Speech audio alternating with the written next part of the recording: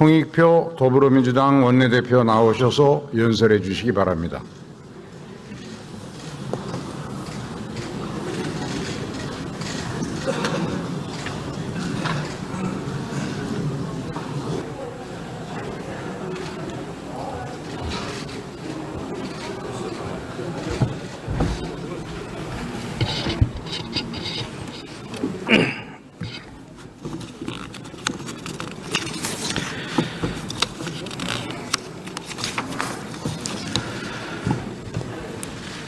존경하고 사랑하는 국민 여러분, 김진표 국회의장님과 선배 동료원 여러분, 한덕수 국무총리 비롯한 국무위원 여러분, 더불어민주당 원내대표 홍익표입니다.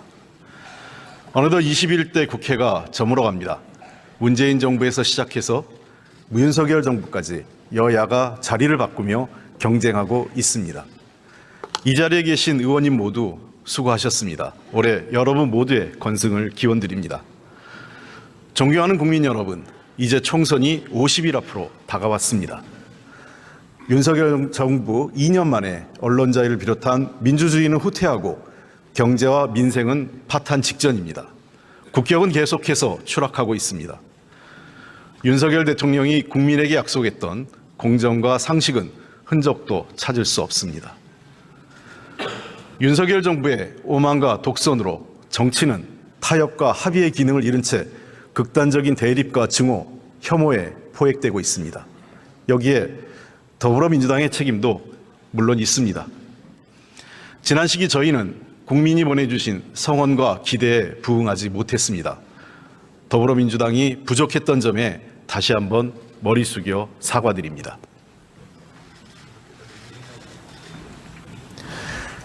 많이 부족하지만 현재 대한민국이 직면하고 있는 위기를 극복할 수 있는 대안 세력은 더불어민주당뿐입니다. 민주주의와 민생을 지킬 수 있는 힘을 모아주십시오. 오만하고 무도한 권력에게 입법부까지 넘어간다면 대한민국은 더 이상 희망을 찾을 수 없게 될 것입니다. 한국 정치에서 협력과 상생은 사라지게 될 것입니다. 이번 총선 국민의 선택을 통해 대한민국이 미래로 가느냐, 과거로 뒷걸음치느냐, 민주주의를 회복하느냐, 권위주의로 회귀하느냐, 공정하고 상식적인 사회냐, 반칙과 특권이 팡치는 사회로 가느냐를 결정하게 될 것입니다. 깨어있는 시민의 행동하는 양심으로 다시 대한민국을 바로 세워주십시오. 더불어민주당이 바뀌겠습니다. 더 잘하겠습니다. 국민과 함께 미래로 가기 위해 대한민국 정치에서 사라진 상생과 협력, 관용과 협업의 정치를 시작하겠습니다. 소통으로 지혜를 모아 개혁 과제들을 해결해 나감으로써 국민에게 힘이 되는 정치에 앞장서겠습니다. 존경하는 선배, 동료원 여러분, 오늘 저는 대한민국의 미래를 위해 관용과 협업의 정치를 말씀드리고자 합니다. 2015년 9월 14일 미국 워싱턴주 햄퍼드와 루이지애나주 리빙스턴에 있는 레이저 간섭계 중력파 관측소, 일명 라이고 검출기에 이상한 신호가 잡혔습니다. 이후 라이고 비르고 연구전에서 최초 중력파 검출로 명명되어 세상에 발표된 신호였습니다. 중력파 발견은 블랙홀, 중성자별, 초신성 관측에 새로운 눈이 생기는 천체 물리학계의 판도를 단번에 바꿀 획기적 사건이었습니다. 그런데 문제가 있었습니다. 누구도 모든 현상을 과학적으로 100% 완벽하게 증명할 수 없었고 하나의 현상을 해석하는데도 수많은 갈등과 논쟁이 존재했습니다. 그래서 과학자들은 이 역사적 발견을 검증하고 합의해가는 동안 1만 7천여 통의 이메일과 원격 회의 기록을 남기게 됩니다. 과다한 업무 중에도 민주적 절차를 지키고 경쟁 속에서도 합의에 이르러 2016년 2월 드디어 한 편의 논문을 발표했습니다. 그리고 다음에 관련 과학자 3명은 당연히 노벨 물리학상을 수상했습니다. 이 이야기는 중력의 키스라는 책에 담겨 있습니다. 작가는 중력파 발견의 전 과정을 말하면서 과학 실현의 과정이야말로 민주주의 사회에서 집단적인 가치의 등대로 구실할 수 있는 유일한 대안이라고 말했습니다. 연구 공동체의 탐구, 가설과 검증, 논문이라는 전 과정을 통해 과학이 실행되는 현장뿐 아니라 민주주의 사회가 참조할 수 있는 합의 과정을 보여주고 있다고 믿었기 때문입니다. 과학은 논리적으로 결코 완벽하지 않았기 때문에 절차를 중요시했고 분업과 협업을 발전시켰습니다. 저 또한 이 이야기에서 특정한 가치를 놓치지 않는 민주주의, 개인의 권리와 의견을 존중하는 민주주의 실천 과정을 만났습니다. 아마도 과학에서 발전한 민주주의가 역으로 과학기술 발전의 원동력이 아닐까 생각도 해봅니다. 존경하는 국민 여러분, 국민의 생활 대부분도 마찬가지입니다. 경쟁하면서 협력합니다. 제빵사가 빵을 만들면서 농부를 떠올리기는 쉽지 않고 오직 생계를 위해 빵을 만들더라도 아침이 바쁜 이들에겐 하루의 에너지를 얻는 소중한 음식이 됩니다. 무심히 자신의 일만 하는 것 같지만 사회가 복잡해질수록 서로의 관계는 깊어집니다. 우리는 코로나 시기에 의료와 돌봄 종사자분들, 택배기사를 비롯한 배달업 종사자분들, 그리고 대중교통 기사님들과 환경미화원분 등 필수 노동자의 고마움을 깊이 깨달았습니다. 또한 혼자 모든 걸 해낼 수 없다는 것도 알게 됐습니다. 우리 사회는 어느새 서로가 서로의 부족한 부분을 보완하고 보충해야만 살 수 있는 시대로 접어든 것입니다. 중요한 일과 중요하지 않은 일의 경계도 없어지고 있습니다. 복잡한 기계일수록 작은 톱니바퀴 하나가 매우 중요합니다. 모든 부속은 자기 자리에서 충분히 중요합니다. 사람도 마찬가지로 아이를 키우는 일은 국가 예산을 집행하고 휴전선에서 경계 근무를 서는 것만큼 중요한 일입니다. 큰 일, 작은 일에 대한 구분은 더 이상 의미가 없습니다. 모든 사람은 저마다의 가능성이 있습니다. 누구든 언젠가는 모두를 위해 도움되는 일을 할 수 있습니다. 오늘을 다른 이에게 베푸는 나의 친절은 내일 나를 위한 친절이 될 것이라 믿고 있습니다. 지방이 중앙보다 중요성에서 떨어지지 않고 중소기업의 부품 하나가 대기업 제품의 성패를 좌우하기도 합니다. 비정규직과 정규직이 하는 일은 모두 동등한 가치를 갖고 있고 노동자와 사용자가 협력해야 회사도 발전하게 됩니다. 아내와 남편, 부모와 자식, 구급공무원과 대통령이 서로 존중하고 의견을 나눠야 하는 시대가 된 것입니다. 소통하고 협력하는 것이 우선인 시대가 된 것입니다. 존경하는 선배, 동료원 여러분, 대한민국 정치는 아직 이 길에 다다르지 못하고 있습니다. 우리 정치는 상대를 인정하고 존중하는 것이 부족합니다. 상대가 했던 것은 아무리 좋아도 무시하고 우리가 하는 일은 문제가 많아도 잘 고치려 하지 않는다는 것입니다. 국민들께서 우려하고 질책하는 점입니다. 이제 정치도 바뀌어야 합니다. 정치에는 한 사회의 갈등과 대립이 집약되어 있습니다. 저는 여야의 갈등과 경쟁이 나쁘다고 생각하지는 않습니다. 당연한 일입니다. 단, 여기서 멈추는 것은 정치가 아닙니다. 갈등과 대립을 분열과 증오가 아닌 타협과 합의로 해결해내는 것이 정치의 숭고한 의무이자 본령입니다. 그러나 지금 정치는 서로를 조롱하며 극단으로 치달아 대화와 타협의 문을 닫는 나쁜 정치로 국민을 실망시키고 있습니다. 다른 의견을 존중하고 권력 행사를 자제하는 민주주의 규범이 무너지고 있는 것입니다. 권력의 마음에 들지 않으면 대화와 토론이 아니라 압수수색과 보복수사로 입을 틀어막는 일이 다반사입니다. 최근 우리 국민은 대통령에게 자신의 목소리를 냈다는 이유만으로 국회의원과 카이스트 졸업생이 입이 틀어막힌 채 사지가 들려 끌려나가는 참담한 모습을 확인했습니다. 이들이 외친 목소리는 국정기조를 전환하라, R&D 예산을 복원하라는 지극히 아주 상식적인 요구였습니다. 그런데도 이에 대한 대통령의 응답과 사과는 일체 없었습니다. 이 자리에 함께하고 계신 선배, 동료원 여러분, 이 모습이 과연 우리가 그토록 자랑스러워하던 대한민국의 민주주의라고 자신 있게 말할 수 있겠습니까? 오늘날 독재와 민주주의 지도자를 구분하는 기준은 비판에 대한 대응 방식이라고 많은 정치학자들은 지적하고 있습니다. 지금 남의 일이라고 애써 무시하고 회피한 문제가 곧 닥칠 미래의 나와 우리의 문제가 될 수 있다는 사실을 직시해야 합니다. 지금 우리가 겪는 민주주의 위기를 심각하게 직시해야 하는 것입니다. 지금도 거리에서 힘겨운 시간을 보내고 있는 이태원 참사 유가족들, 최상병 특검을 요구하는 해병대 단체와 관계자들, 그리고 공정하게 일을 처리했다는 이유로 재판을 받게 되는 해병대 박정훈 대령의 모습은 결코 남의 일이 아닙니다. 그러나 저와 더불어민주당은 민주주의와 의회 정치에 대한 믿음을 버리지 않겠습니다.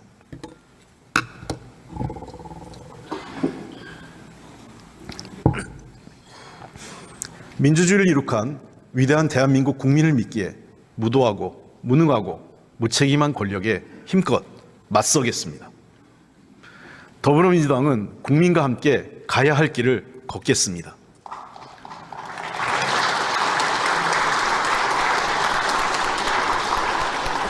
선배 동료 의원 여러분, 권력의 독주, 독선에도 불구하고 우리 정치는 계속돼야 합니다. 이제 우리 정치도 서로 잘할 수 있는 것으로 경쟁하고 협업합시다. 이젠 협업의 시대입니다. 협업과 서로에 대한 관용의 눈으로 정치를 보면 정치가 해야 할 일이 이전과 다르게 보이리라 확신합니다. 지금 우리 정치는 어떻습니까? 과연 우리는 국민이 잘 먹고 잘 살 수 있게 사회적 갈등을 잘 조정하며 중재하고 있는지 우리 자신에게 물어봅시다. 오히려 갈등을 유발하고 조장하며 때론 나아가 정치 혐오를 확산시키고 희화화시키지는 않았습니까? 상대의 실수에 반사 이익만 취하려는 정치를 하고 있진 않는지 성찰해 봅시다. 지금 한강의 기적을 만들었던 보수의 경제 능력은 어디로 갔습니까? 무역 강국의 백기를 열었던 보수의 외교 능력은 또 어디로 갔습니까? 군대의 기강도 이젠 인권과 민주주의 절차 안에서 바로 서는 시대가 됐습니다. 혹시 아직도 권위주의로 가능하다고 생각하시진 않습니까? 저는 진정으로 대한민국 경제를 살리고 국민 안전을 우선으로 둔다면 이 모두 보수정부, 보수정당이 잘할 수 있는 일이라고 생각합니다. 한반도 평화, 남북협력 역시 마찬가지입니다. 북방정책을 강력히 추진, 성공시켰던 과거 보수정부를 생각해 보십시오. 북방정책은 소련을 비롯한 공산권 국가들과의 국교 수립, 교류를 통해 북한과의 전쟁 위협을 상당히 완화시켰습니다. 당시 보수정부이기에 가능했습니다. 이제 다시 보수가 평화를 만드는 기적을 보여주시길 바랍니다. 강경일변도인 일본의 네오콘과 미국 우선주의자들에게 한반도의 평화가 얼마나 절실한지 설득해야 합니다. 남북관계 개선을 위해서는 일본에게도 협력을 얻어내야 합니다. 최근 북한과 일본이 대화하며 관계 개선을 모색하고 있습니다. 한반도 당사자로서 이를 방관하거나 반대해서는 안 됩니다. 일본을 통해서라도 북한이 대화의 장으로 나오도록 윤석열 정부가 함께하는 것이 한반도 평화를 위한 최소한의 책임입니다. 무엇보다 남남 갈등의 폭을 줄이는데 보수가 결정적 역할을 할 수 있다고 생각합니다. 우리 사회 복지와 미래를 준비하기 위한 증세도 보수정부, 보수정당이 잘할 수 있는 일입니다. 노블리스 오블리제로 대한민국 보수의 품격과 능력, 용기를 보여줄 수 있는 것입니다. 존경받는 보수, 용기 있는 보수, 그리고 인간의 보편적 가치를 믿는 보수가 대한민국을 실제적으로 전진시킬 수 있습니다. 진보 역시 우리 사회 발전에 있어 중요한 축을 담당해 왔습니다. 특히 진보는 개혁과 정의를 바라는 국민과 함께 해왔습니다. 다양한 생각과 요구를 가진 분들과 뜻을 맞춰보았고 함께 협력하며 거대한 권력에 맞섰습니다. 매우 의미 있는 경험들입니다. 진보는 서민의 고충을 해결하기 위해 태어났고 약한 사람들의 인권과 삶을 보호하며 성장했습니다. 진보는 협력하고 소통할 때 더 많은 일을 할 수 있었습니다. 그 결과 진보 정부는 의약분업, 한미 FTA, 상생형 일자리와 같이 타협과 조정을 통해 문제를 해결하는 일에 더 실력을 발휘할 수 있었습니다. 민주당은 경제와 안보에서 유능하고자 뼈를 깎는 노력을 기울였던 시절이 있었습니다. 김대중과 노무현이라는 지도자에 의해 이를 증명해내기도 했습니다. 보수가 사회 안전망을 비롯한 복지와 교육개혁, 노동개혁에 대해 준비가 부족하다면 진보가 협력하면 됩니다. 진보의 정책이 너무 앞서 나가 국민이 우려한다면 보수가 속도를 조절해주면 됩니다. 싸울 때 싸우더라도 협력으로 경쟁하는 정치, 조정자로서 경쟁하는 진보와 보수가 된다면 우리 국민이 가는 길에 우리 정치가 조금이나마 도움을 드릴 수 있을 것입니다.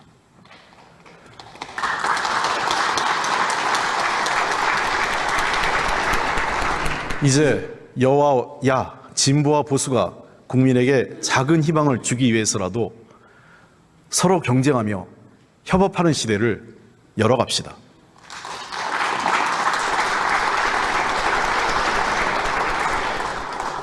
오늘 우리가 있는 이 자리는 한 사람의 위대한 성과로 만들어진 자리가 아닙니다.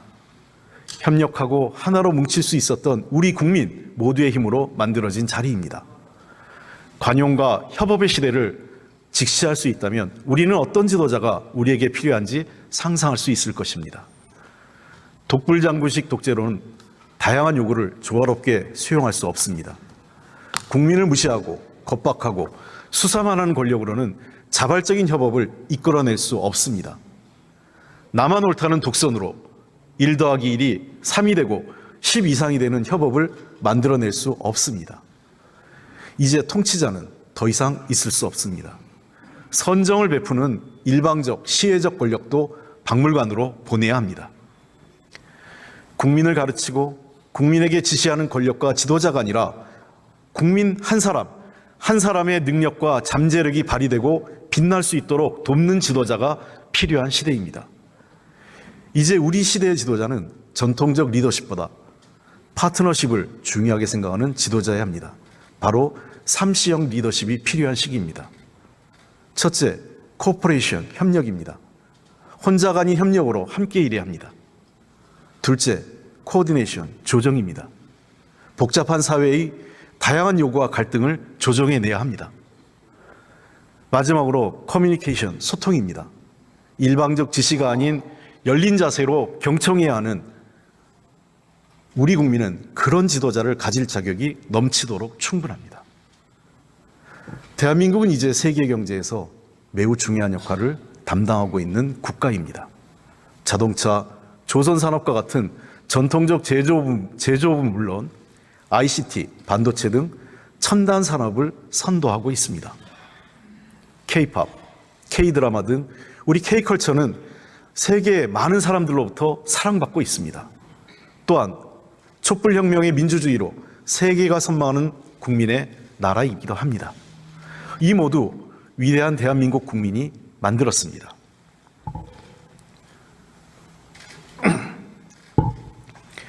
여야, 진보 보수의 관용과 협업이 협력과 조정 그리고 소통의 파트너십을 가진 지도자를 탄생시키는 단초가 될 것입니다. 이번 임시국회에서 여야 협업의 씨앗을 뿌려 22대 국회에서 활짝 꽃 피어나길 진심으로 희망합니다.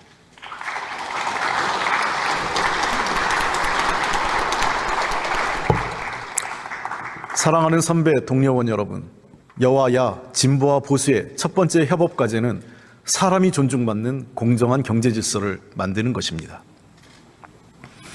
과거 우리 사회에 울림을 줬던 저녁이 있는 삶을 다시 떠올려 봅니다. 경제민주주의와 양극화에서 사람다운 삶을 이토록 잘 표현한 문정은 없다고 생각합니다. 그때 우리가 좀 더 준비하고 조금씩 전진해 왔다면 지금 우리 경제가 이토록 어려움에 빠지진 않았을 겁니다. 세계의 흐름을 잇고 능동적으로 대처하며 우리의 산업 구조를 바꾸려는 노력을 지속해야 할 중요한 시기입니다. 잃어버린 시간을 보내고 있다는 불안과 절망이 엄습하고 있습니다. 민주당은 우리 사회의 기울어진 운동장을 바로잡아 경제적 약자를 보호하고 공정한 질서를 구축하기 위해 많은 시간과 노력을 기울여 왔습니다. 그 결과 중소기업에 대한 기술 탈취를 막고 징벌적 손해배상 제도를 도입했습니다. 대규모 유통업체의 갑질을 막기 위해 법을 제정하기도 했습니다. 바로 경제민주주의를 실현하기 위한 노력들이었습니다. 그러나 이제 그런 노력들이 윤석열 정부하에서 멈추어서는 것은 아닌지 걱정됩니다. 경제 침체의 원인을 세계 경제 탓만으로 돌리고 민생과 청년 예산, 소상공인 정책 자금과 모태펀드 예산을 대폭 삭감해 국민 각자 도생으로 책임을 떠넘기는 것이 윤석열 정부의 경제 정책이고 위기 해법입니까? 주거 안정, 교통 인프라 구축, 국토 균형 발전, 안전한 생활환경 조성이라는 국정과제에 이미 수십조 원의 예산을 집행 중인데도 빈곤 취약계층은 더 증가하고 주거비와 교통비 등 기초적인 생활비를 부담으로 느끼는 국민의 일상은 어떻게 설명할 수 있겠습니까? 아직 특권 경제의 추억에서 벗어나지 못한 채 지속 가능한 경제에 대한 준비가 소홀한 것은 아닌지 진심으로 돌아보아야 할 때입니다. 다시 함께 노력해 봅시다. 중산층과 서민의 생활이 안정돼야 합니다. 일자리가 안정되어야 합니다. 일하는 사람을 직접 지원하는 정책을 실행해야 합니다. 주택, 의료, 교육에 대한 국가의 책임은 더욱 강화돼야 합니다. 노동의 유연성은 사회 안전망 확충과 함께 충분한 사회적 합의가 필요한 일입니다. 최저임금 보장과 노동시간 단축은 기업을 죽이는 일이 아니라 오히려 살리는 일입니다. 새로운 시대의 기업 경쟁력은 저녁이 있는 삶에서 비롯됩니다. 인간에 대한 신뢰를 기반으로 최소한의 삶과 품위가 지켜지도록 국가가 나서야 합니다. 모두 부자가 될 수는 없습니다. 그러나 모두 행복해질 수는 있습니다. 우리가 경제민주주의를 다시 이야기하는 까닭입니다. 국민의 경쟁과 욕망만을 부추기고 국가 역량을 소모하는 경제정책이 아니라 국민이 서로 협력하고 상생하는 경제정책으로 돌아가야 합니다. 대한민국의 미래를 위한 저와 여러분의 첫 번째 협업 과제인 것입니다.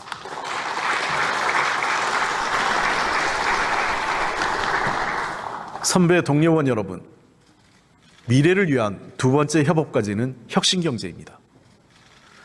과거의 경제발전 패러다임으론 더 이상의 발전은 물론 생존도 장담할 수 없습니다. 관치경제와 낙수효과라는 낡은 관점과 이념으로 다양한 이해관계가 얽히고 글로벌화된 대한민국 경제를 이끌어갈 수는 없습니다. 이제 그런 시대는 끝났다는 것을 인정해야 합니다. 새로운 분야의 도전은 언제나 우리에게 호재입니다. 대한민국 경제 규모와 과학기술, 국민의 능력을 보면 우리가 뒤처질 경우 어떠한 변명도 있을 수 없습니다. 이제 우리가 준비한 만큼, 노력한 만큼 앞서 나갈 수 있습니다.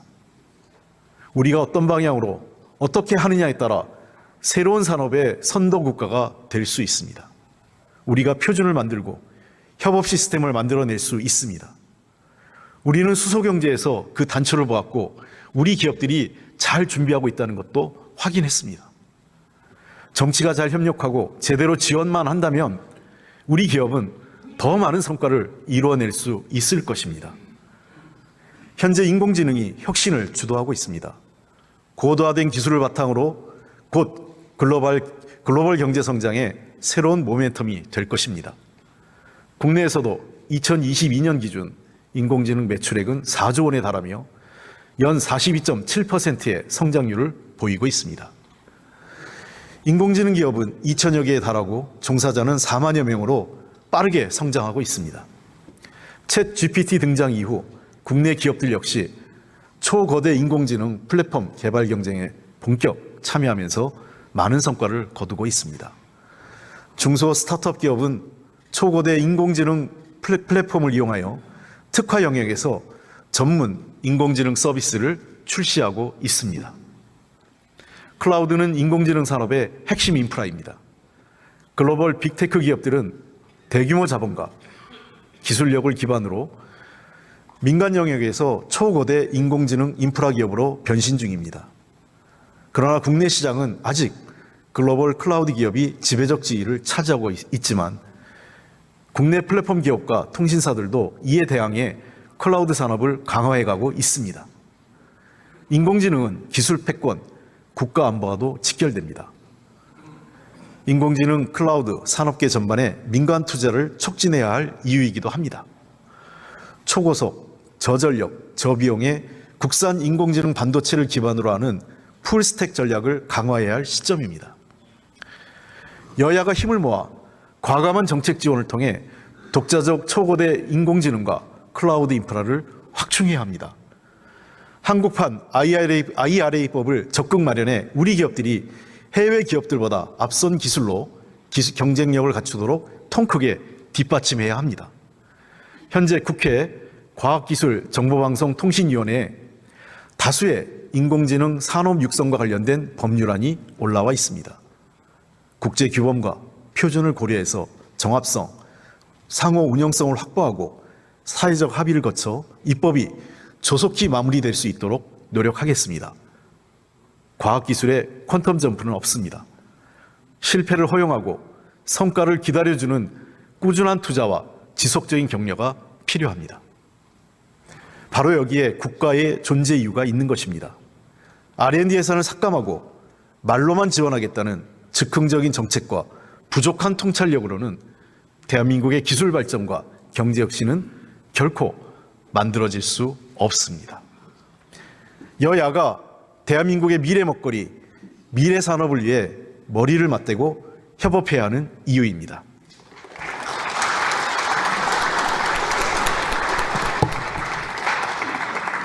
선배 동료 의원 여러분, 미래를 위한 세 번째 협업 과제는 전 세계적으로 심각해지고 있는 기후위기에 대한 효과적인 대응입니다.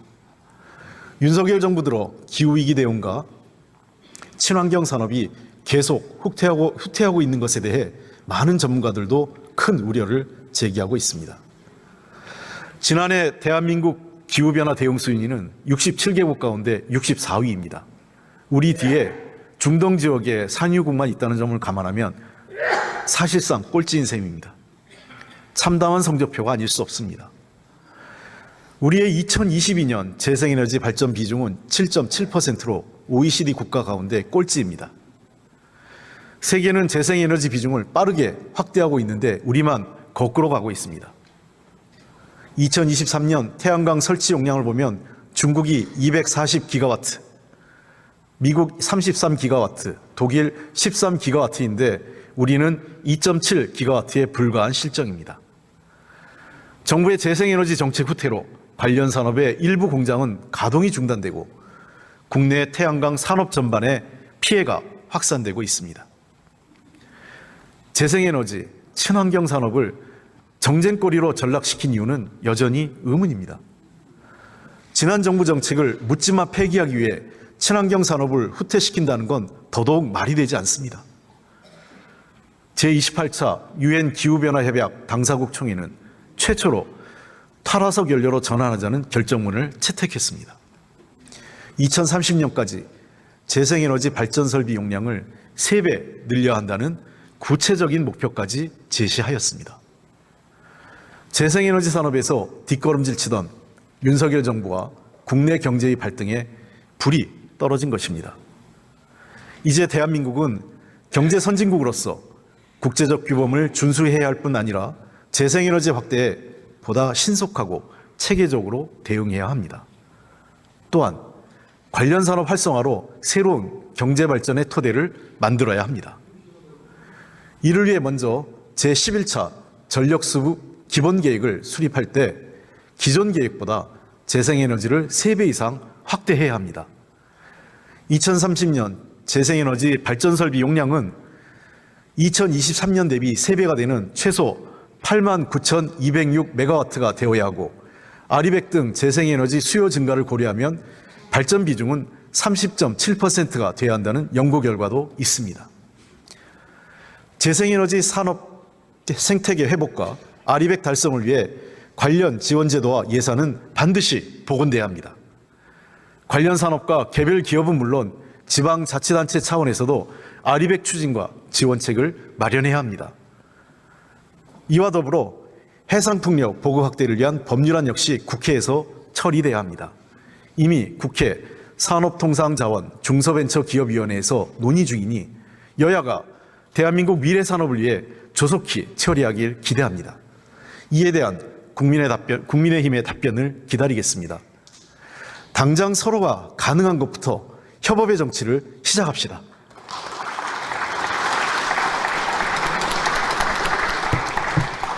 존경하는 국민 여러분, 선배 동료 의원 여러분, 여야 진보 보세의 협업을 위한 네 번째 과제는 저출생 대책을 시급히 마련하는 것입니다. 저출생 관련 대책은 정답을 찾을 시간이 없습니다. 가정, 기업, 정부가 각자의 의견을 존중하면서 합의된 것부터 바로 실행에 옮겨야 합니다. 우리는 그동안 막대한 예산을 뻔한 정책에 쓰면서 시간과 돈을 낭비해 왔습니다. 그러다 보니 제대로 된 대책도 실효적 성과도 만들지 못했습니다. 국민 여러분께 정말 면목이 없습니다. 이제 익숙한 실패의 관성에서 벗어나 틀을 깨는 과감한 발상의 전환이 필요합니다. 현재 정부의 저출산 고령사회위원회 부위원장과 상임위원 등 정부위원 9명 중 여성가족부 장관을 제외한 8명이 5, 60대 남성 1세입니다. 운영위원 9명 중 8명도 마찬가지입니다. 왜 청년들이 결혼하지 않고 아이를 낳지 않는지 현실을 제대로 알지 못한 채 탁상공론만 반복할 수밖에 없는 구조입니다. 국가전립과 관련된 이 문제에 대해선 지금보다 훨씬 과감하고 세심해져야 합니다. 국민의힘은 지난 1월 저출생 대책 공약을 발표했습니다. 기존보다 진전된 정책을 제시한 점 매우 환영합니다. 그동안 민주당이 제안해온 정책과 유사한 점도 많습니다. 아빠들의 출산 휴가를 1개월로 확대하고 육아휴직급여 상한액을 인상하며 유급 자녀 돌봄 휴가를 신설하자는 공약은 민주당의 공약과 대동소이하다는 점에서 서로 공감대를 형성할 수 있는 정책들입니다. 특히 엄마 아빠의 육아휴직을 신청만으로 자동 개시하도록 법을 개정하자는 공약은 기존에 민주당이 발표한 공약과 똑같은 내용입니다. 단 국민의힘이 제시한 공약은 실현 가능성을 보다 높이기 위해 보완할 점이 몇 가지 있습니다. 현재 배우자 출산휴가제도 활용 실적이 9.3%에 불과합니다. 따라서 민주당은 배우자 출산휴가 기간을 늘림과 동시에 사용자에게 고지만으로 사용할 수 있도록 하고 그 대상도 사실혼 관계까지 넓히도록 제안한 바 있습니다. 또한 육아휴직 급여는 기준에 대한 개선 없이 상한액만 인상할 경우 최저임금을 받는 저임금 근로자들은 오히려 역차별 가능성이 있어 보완이 필요합니다. 더불어민주당은 중소기업 노동자 출산, 육아, 워라밸 프리미엄으로 월 정액 50만 원을 추가 지원하는 대안을 제시한 바 있습니다. 또한 자녀 돌봄 휴가 신설뿐 아니라 가족 돌봄 휴직 사유에 자녀 양육을 추가하자고 제안했습니다. 그럼에도 양당 사이 정책에 큰 이견이 별로 없습니다. 우리 약속만 하지 말고 신속히 행동으로 옮기자고 오늘 이 자리에서 다시 한번 정식으로 제안드립니다.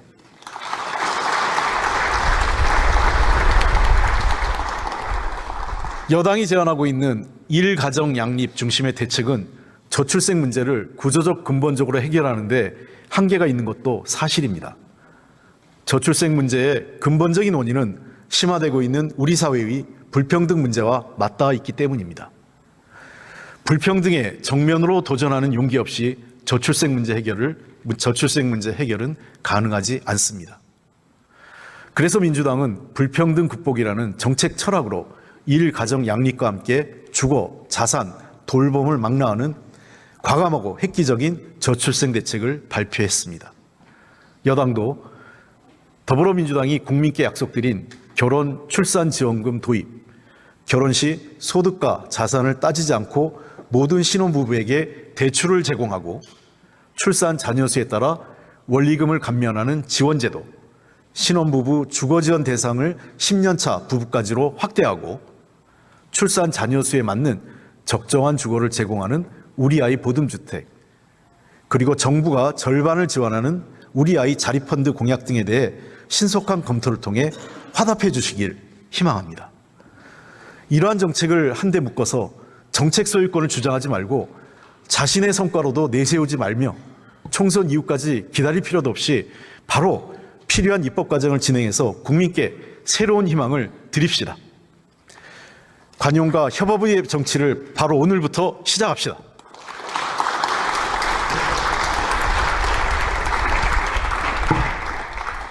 여와야 진보와 보수의 협업이 저출생 정책을 통해 22대 국회로 이어진다면 우리 21대 국회의 가장 큰 성과로 남을 것입니다.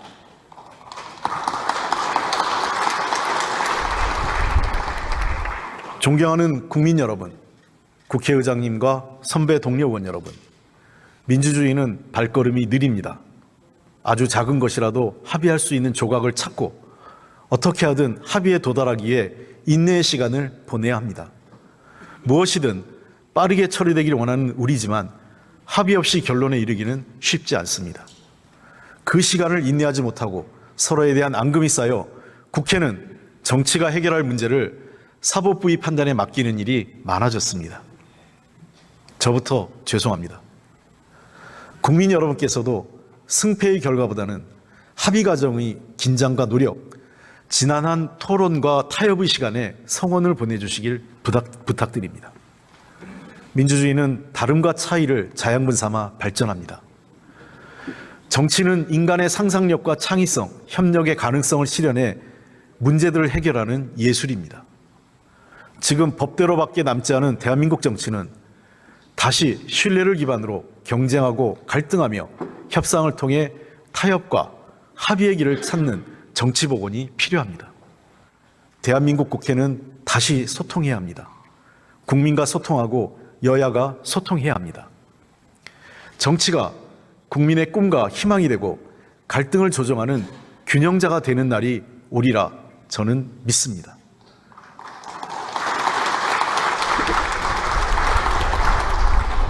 윤석열 정부의 무책임과 미숙함에도 아직까지 국가 시스템이 무너지지 않고 있는 것은 우리 국민들의 성숙한 민주적 참여의식 덕분입니다. 우리 역사는 도전의 역사입니다. 고비마다 어려운 위기를 잘 넘기고 오히려 기회로 삼아 도약했습니다. 국민의 저력이 만들어낸 기적이었습니다. 존경하는 선배, 동료 의원 여러분, 다시 한번 호소드립니다. 이제 여야와 진보 보수를 떠나 정치가 관용적 태도를 바탕으로 협업을 통해 미래를 준비해야 합니다. 우린 할 수 있습니다. 더불어민주당이 시작하겠습니다. 모두와 함께 하겠습니다. 경청해 주셔서 감사드립니다.